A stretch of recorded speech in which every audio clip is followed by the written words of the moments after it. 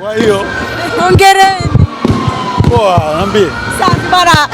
Hongereni, mnaendelea kuwa wababe wa Simba kwa mara nyingine tena. Yes, of course, nafikiri huo ndio utaratibu wa Yanga. Na huu ni ufunguzi, kwa hiyo na maana kama kitu kimefunguliwa kwa manufaa basi ujue ndio tayari hadi ligi yenyewe tunakuwa mabingwa. Kampeni ya mwakani tena ni kama mmeianza vizuri. Nafikiri namna ambavyo sajili zetu zimefanyika mwenyewe umeona, kila mtu amefurahi.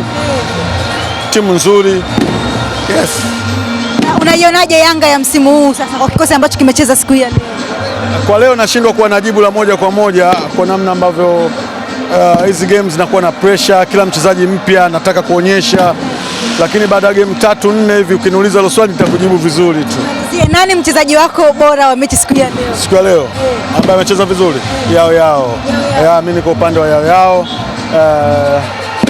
Yes, Yao. Unaweza kuelewa kwa nini Yanga walimsubiri akiwa na majeraha?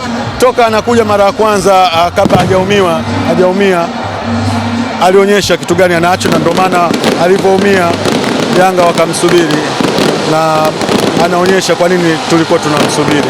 Aisa Manzese, mimi nikushukuru, nikutakia usiku. Ama noma. Asante.